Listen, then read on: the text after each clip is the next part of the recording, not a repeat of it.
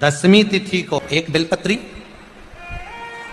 और उस बेलपत्री में एक चंदन की बिंदी और एक अक्षत का दाना मात्र रखकर भी अगर शिवालय पर चढ़ा दी जाती है, एक बेलपत्री, एक चंदन का बिंदी, और चंदन फिर निवेदन करेंगे आज के जमाने में तुम लोग सब घिसा घिसाया पड़ा पड़ाया डब्बी का सामान ले लेकर, वो नहीं, चंदन की मुठ्ठिया रखो, थोड़ा सा भी घिसो, जरा सा भी घिसो, उसकी एक बिंदी और एक चावल का दाना जब हम भगवान देवादिदेव महादेव को समर्पित करते हैं, अपनी कामना कर कर समर्पित करते हैं, तो निश्चितता है कि आपने व्रत करा ना करा, आपने उद्यापन करा ना करा, आपने अनुष्ठान करा ना करा, शिव महापुराण की कथा कहती है शंकर भगवान उसका फल शीघ्र प्रदान कर देते। एक बात बहुत ध्यान, चिड़चिड़ करता है, क्रोध करता है, गुस्सा करता है, तो महाराज शंकर भगवान का श्रंभेश्वर महादेव का नाम लेकर 31 बेलपत्र जिस व्यक्ति को क्रोध आता है उस व्यक्ति का स्मरण कर कर आखा चावल मतलब सेके चावल के साथ एक एक बेलपत्र 31 बेलपत्र कर कर शिव जी के शिवलिंग पर समर्पित करी जाती है, मात्र दसवीं की तिथि के लिए, केवल दसवीं, चाहे उजाला की हो चाहे अंधेरे की। कौन से महादेव का नाम लेना है? श्रंभेश्वर महादेव, शिव जी का एक पंचदशमी पंच शनि पूजन की महत्वता। पंचदशमी पंच शनि पूजन की महत्वता होती है। क्यों कहा जाता है कि अगर कोई आपको ज्यादा परेशान कर रहा है, बहुत टेंशन दे रहा है, बहुत ज्यादा अगर वो इतना हताश हो गए कि आपने सोच लिया अब तो मर जाऊं तो अच्छा है, इसका नाम लिख जाऊं, ये सब चीज करने से अच्छा है पांच दशमी, दशमी जानते हो, पांच दशमी, कोई सी भी पांच दशमी आप चुन लीजिए, परंतु वो दशमी अमावस्या के पहले वाली नहीं होना चाहिए, वो पूर्णिमा के पहले वाली दशमी। पांच कोई सी भी दशमी पर शमी के वृक्ष के नीचे जाइए, घी का दीपक लगाइए, शुद्ध जल तांबे के पात्र में लेकर जाकर अर्पित करिए, पहले दीप जलाना, उसके बाद शमी के पौधे में जल डालना और पौधे उस वृक्ष के नीचे बैठकर जल चढ़ाकर वहीं पर एक चावल का दाना समर्पित कर कर बाबा से प्रार्थना करना कि बाबा मुझे बहुत कष्ट है, ये मेरा एक तकलीफ मुझे दे रहा है, बस आप मेरी तकलीफ को दूर करना, शिव की ऐसी कृपा होगी। पांच शमी पूजन, जब विजय दशमी के भाव से, दशमी आपके यहाँ पर भी पूजन होती है, विजयदशमी पे हमारे यहाँ शमी के पत्र की बड़ी पूजन का महत्व है। पांच दशमी पांच शमी पूजन कर ली जाती है तो जो भी आपका द्रोही होता है वो आपसे दूर हो जाता है या आपसे स्नेह कर कर आपके करीब आ जाता है। ये शमी पूजन वृक्ष योनि के अंतिम योनि का पूजन। सारे वृक्षों पर पत्थर पड़ जाते हैं पर शमी के पौधे पर पत्थर किस लिए हम मारेंगे? कौन मारेगा? उसमें तो कांटे लगे रहते हैं, कौन मारेगा उसको? क्या कांटा झड़ाएगा पत्थर मार कर? नहीं। हम तो यहां तक कहेंगे कि शमी की आराधना साधना आपके द्रोहियों को, दुश्मनों को भी दूर कर देती। और मेरी जीजियों, मेरे जीजाओं, मेरी बेटियों, बेटाओं, मेरी माताओं, मेरे बुजुर्ग माता पिता स्मरण करें, जब जब यदि आपका हृदय दुखे, मन दुखे, तो एक शमी की पत्ती को शंकर के शिवलिंग पर जरूर चढ़ाएं, सारे दुख अपने आप समाप्त होना प्रारंभ। शमी का तो कोई कहे क्या वृक्षों में, पौधों में, पत्तियों में भी क्या, ये वृक्षों के अंदर भी क्या जीव होता है? क्या इसमें भी प्राण होते हैं? होते हैं, इसमें भी प्राण, ये भी ऑक्सीजन लेना छोड़ना सब कार्य इनका चालू है, ये भी जीवित है। जल नहीं मिलेगा मर जाएंगे, जल गया समाप्त। इस कथा से हमको तीन चीजें लेना। पहला, जीवन में एक बात याद रखना, जिस आसन पर बैठकर हम पूजन करते हैं वो आसन को कभी अपने पांव से मत हटाओ, ना पांव से खसकाओ ना हटाओ। वैसे तो बीकन गांव की माताएं आसन को पांव से नहीं हटाती होंगी, हम तो हमारे यहाँ की कह रहे हैं।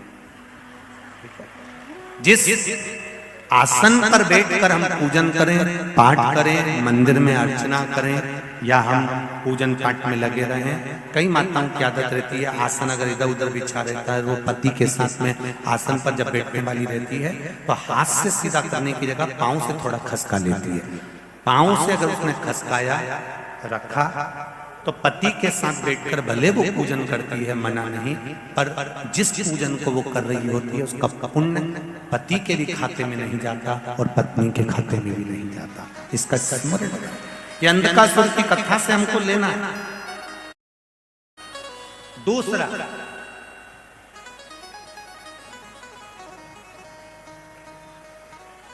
घर से एक लोटा जल अगर पानी का लेकर जा रहे हो शिव जी को चढ़ाने के लिए, तो मंदिर से आते समय वो कलश, वो लोटा खाली नहीं होना चाहिए। मंदिर का, शिव जी का चढ़ा हुआ जल, थोड़ा सा जल उस लोटे के अंदर, उस कलश में अवश्य होना चाहिए। कारण क्या है? हमारे यहाँ पर हमारे बुजुर्ग माता पिता कहते हैं, बुजुर्ग लोग कहते हैं कि सुबह अगर कोई जा रहा है और खाली बर्तन का दर्शन कर लेता है तो बेचारे का दिन अच्छा नहीं जाता। इसलिए हमारे यहाँ से कोई यात्रा पे जाता है तो भरा हुआ कलश रखते हैं, कोई आता है तो भरा हुआ कलश रखते हैं। जब आप जल चढ़ाकर वापिस आते हो तो आपका अगर पात्र खाली होगा और कोई बेचारा शुभ कार्य के लिए जा रहा है और आपका लोटा खाली है तो उसमें श्रेष्ठता नहीं होगी। उसमें 2 बूंद एक हथेली में पानी आए, भले उतना भी जल अगर लोटे के अंदर, कलश के अंदर है तो वो जल आप घर के दरवाजे पर छींटते हो, घर में छींटते हो, या घर के लोग उसका आचमन करते हैं तो उसका फल जरूर मिलता है। और जो आपका दर्शन कर कर जाता है उसका कार्य सफल जरूर। आप जब लोटा लेकर आ रही होगी मंदिर से और आपका किसी ने मुख देख लिया, कोई भाई लोटा लेकर आ रहा है, उस भाई का मुख किसी ने देख लिया, किसी बच्चे का मुख देख लिया और वो अपने काम के लिए गया और उसका काम हो जाएगा, तो वो बार बार सोचेगा कि वो बच्चे का मुंह देखा था, वो भाई का मुंह देखा था, वो दीदी का मुंह देखा था तो मेरा काम हो। अर्थात खाली पात्र नहीं लाना। ये दूसरे नंबर। शिव जी के चढ़े हुए जल का आचमन, हमारे शरीर में अगर कोई गांठ उत्पन्न हो जाए, एक पत्र आएगा, तीसरे नंबर सफल होगा। तीसरे नंबर, शिव मंदिर में जब भी जाओ, शंकर भगवान के मंदिर में जब भी जाओ, आखिरी में जब शिव जी की पूजन कर कर वापिस लौट कर आओ तो ये अंधकासुर के चरित्र से लेना। शिव मंदिर में जब भी पूजन करने जाओ, दर्शन कर कर, पूजन कर कर जब वापिस आ रहे हो तब दरवाजे पे से खड़े होकर एक बार देवती देव महादेव को वापिस दर्शन कर कर अपने हृदय की बात कहकर फिर आए। ये 3 चीज,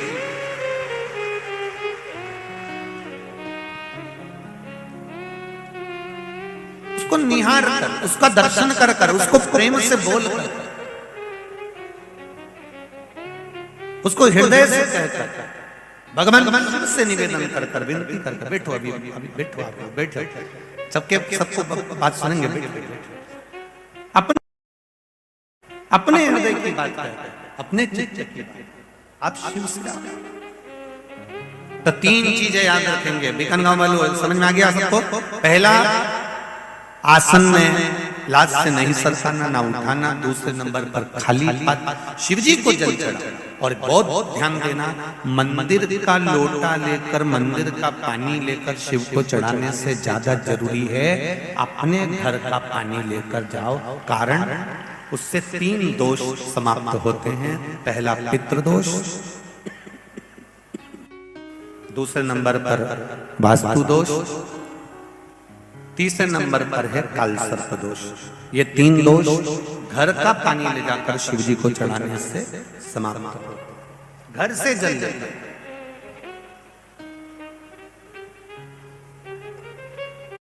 तीसरे नंबर पर है भगवान शंकर के मंदिर से जब वापिस आओ, पूजन वगैरह कर दिया, अच्छे से भगवान शंकर का श्रृंगार कर दिया, भगवान शिव को स्नान आदि पूजन आदि सब कराकर जब वापिस आ रहे हो तो एक बार उसको झांक कर दर्शन कर कर पलट कर उसको देख कर उससे निवेदन कर कर वापिस फिर आए। सूर्य नारायण भगवान को रविवार के दिन पूजा जाता है। वैसे तो नियम से रोज जल चढ़ना चाहिए, पर अगर बीपी शुगर वाले हैं, आप रोज जल चढ़ा रहे हो तो रविवार सोमवार का ध्यान कर लेना। रविवार को चढ़ाए तो सोमवार को शिव जी को चढ़ाए, उसी तांबे के लोटे से। जिसको कैंसर जैसी बीमारी हो, लीवर किडनी की बीमारी हो, डायलिसिस चल रहा हो या बीपी ज्यादा ऊंचा नीचा हो रहा हो, तो रविवार के दिन जब सूर्य नारायण भगवान को अर्घ दो, रविवार के दिन जब सूर्य नारायण भगवान को अर्घ दो, और रविवार के दिन जब सूर्य नारायण भगवान को अर्घ दोगे तो उसी तांबे के लोटे को धोना मत, रख देना, और उसी तांबे के लोटे को रविवार को सूर्य को अर्घ देकर वही तांबे के लोटे में फिर पानी भर लेना, और सोमवार के दिन उसी तांबे के लोटे से शंकर जी को जाकर जल चढ़ा देना, और उस पानी को लाकर थोड़ा सा आचमन कर लेना। बीपी और शुगर लेवल में आना प्रारंभ हो जाएगा। 2-4 हफ्ते कर देखो। सूर्य नारायण भगवान को रविवार के दिन पूजा जाता है। वैसे तो नियम से रोज जल चढ़ना चाहिए, पर अगर बीपी शुगर वाले हैं, आप रोज जल चढ़ा रहे हो तो रविवार सोमवार का ध्यान कर लेना। रविवार को चढ़ाए तो सोमवार को शिव जी को चढ़ाए, उसी तांबे के लोटे से, उसी पात्र से। अभी तो लोगों को यही नहीं मालूम था कि सूर्य नारायण भगवान को जल चढ़ाते हैं तो वो जल का जो पानी निकलता है, सूर्य की किरण पड़ती है तो शरीर के रोग ठीक कर देती है। अब लोगों को जरा पानी चढ़ाना चालू तो करने दो। हॉस्पिटल में कोई बीपी और शुगर वाला नहीं जाएगा, सब घर में ही ठीक हो जाएगा। ना लो, एक बाल्टी पानी भर कर रखो, एक तांबे का लोटा घर के पास में दरवाजे के पास रखो। घर के व्यक्ति से कह दो जब जाओ, जब जाकर जल चढ़ाकर शिव जी को जाना। सुबह उठो, सबसे पहले नहाओ, नहाने के बाद दूसरा काम बाद में, पहले एक लोटा पानी शंकर जी को चढ़ाओ। और होती है माँ जो अपने बच्चे को बदल सकती है। पहले नंबर का गुरु है माँ, पहले नंबर का गुरु माँ। बदल दिया भास्कर देव को, आदित्य देव को, उदित को बदल।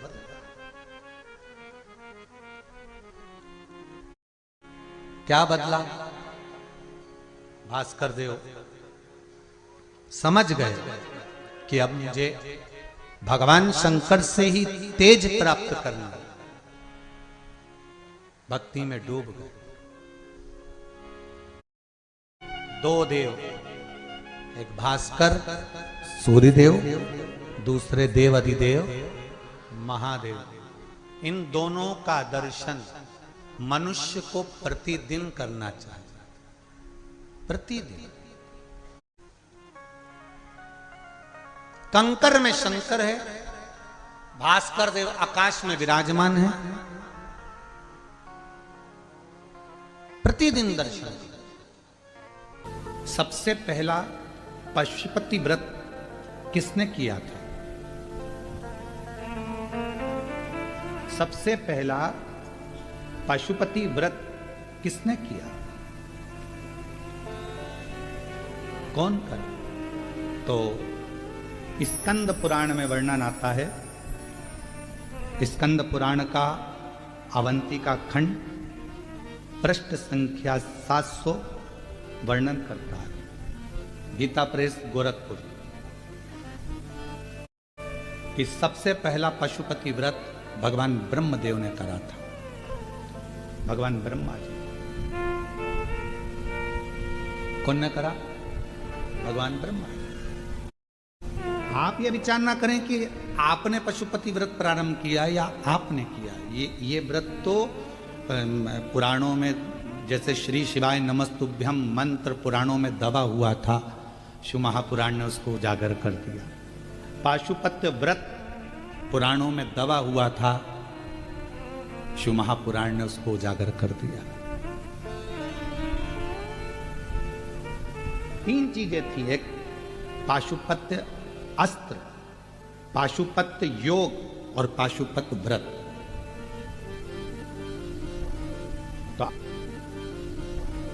तो अवंती का खंड स्कंद पुराण का वर्णन करता है। जब ब्रह्मदेव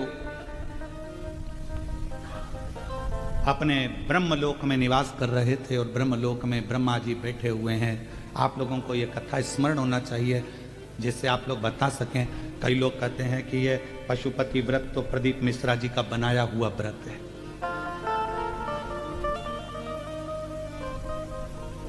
बहुत अच्छे लगते हैं महाराज। खंड पृष्ठ संख्या 700, जिसमें आप पढ़ सकते हो कि पहला पशुपति व्रत स्वयं ब्रह्मा जी ने किया था, और वो व्रत ब्रह्मा जी ने था। पशुपति व्रत कब किया? एक हय नाम का असुर हुआ, और वो हय नाम का जो असुर था, हय नाम का जो राक्षस था असुर, उसने इतना उपद्रव कर रखा था पूरा अवंतिका प्रदेश को, पूरे अवंतिका पुरी को। उसने कंकर कंकर जितने भी भूमि थी, जितने भी सब रहने वाले थे, उन सब को अपने असुर प्रवृत्ति से दबा कर रखा था। पूरी अवंतिका पुरी, वो हय नाम का असुर। उस हय नाम के असुर के जितने गुप्तचर थे, किसी के सामने खड़े हो जाते थे तो उसकी मन की बात को पढ़ लेते थे, जान लेते थे। वो हय नाम का असुर इतना प्रबल था, और उसके गुप्तचर, उसके दूत इतने प्रखर, इतने प्रखर। उसके गण, उसके जो असुर देते थे वो घूमते रहते थे। कोई कुछ बात करता था, उसकी बात को ध्यान करके और वो हय को बता देते थे, और हय असुर जाकर पूरा नष्ट कर देता था। अवंतिकापुरी में कोई रह ही नहीं रहा था, सब अवंतिका क्षेत्र को छोड़कर चले गए। केवल वृक्ष बचे थे, लताएं बची थी, महाकाल वन बचा था, और वो लता वृक्ष सब बचे थे। तो उन वृक्षों ने, उन लताओं ने, अवंतिकापुरी के उन वृक्षों ने, लताओं ने ब्रह्मा जी को याद करना प्रारंभ किया। क्यों? कोई मनुष्य वहां रह ही नहीं रहा था। जो रहता था वो हय असुर उनको नष्ट कर देता था, बर्बाद कर देता था। तो वो हय असुर के कारणवश बड़ा परेशान हुआ। ब्रह्मा जी के कानों में शब्द पहुंच गया, आज ब्रह्मा जी से रहा नहीं गया, ये जीव क्यों परेशान है, जाऊं मैं। ब्रह्मा जी मृत्यु लोक में आए, अवंतिका प्रदेश में पहुंच गए। ब्रह्मा जी के आने से एक प्रकाश अवंतिकापुरी में हो गया, और जब अवंतिकापुरी में प्रकाश हुआ, हय दैत्य को, हय असुर को मालूम पड़ गया, और हय असुर को मालूम पड़ा कि कोई प्रकाश हुआ है, पर यह नहीं मालूम कि ब्रह्मा जी आए, ये ज्ञात नहीं है। किसके कहने पर आए, कौन आया मालूम नहीं, बस प्रकाश हुआ। तभी ब्रह्मा जी ने उसी समय पर वृक्षों को देखा, पूछा क्या बात है, यहां जो रहता है उसको ये हय दैत्य मार देता है। कि सारे वृक्ष अपनी अपने संविधा को लेकर एकत्रित करो, अग्नि कुंड को तैयार करो। और अग्नि कुंडों को तैयार करा। एक एक वृक्ष ने 6 अग्नि कुंड का निर्माण कर दिया। आप दिए कितने लगाते हो? 5 दिए मंदिर में, 1 दिया द्वार। अग्नि कुंड का निर्माण किया, सबने संविधा एकत्रित करी। पशुपति व्रत ब्रह्मा जी भी कर रहे हैं, देवता भी कर रहे हैं। और पशुपति व्रत जब ब्रह्मा जी ने और देवताओं ने करा, भगवान शंकर ब्रह्मा जी कहते हैं जैसे हय असुर मनुष्य के मन के भाव को जान जाता है, पशुपति व्रत करने वाले के मन का भाव देवादिदेव महादेव जान जाते हैं। भगवान जो पशुपति व्रत करता है उसके मन के भाव को जान जाते हैं। और मन का भाव जाने, पशुपति व्रत करना देवताओं ने, ब्रह्मा जी ने प्रारंभ किया। कहते हैं कि बस कुछ ही समय निकला था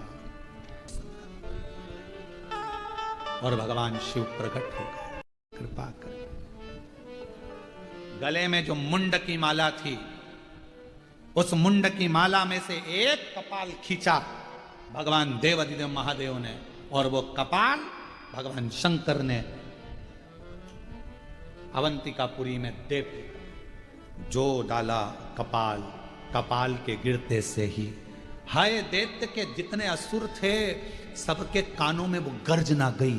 जो गर्जना गई तो कानों को पकड़ पकड़ कर सारे असुर अपने अपने प्राणों को त्यागने लगे। हय दैत्य भागने लगा, हय असुर भागने लगा।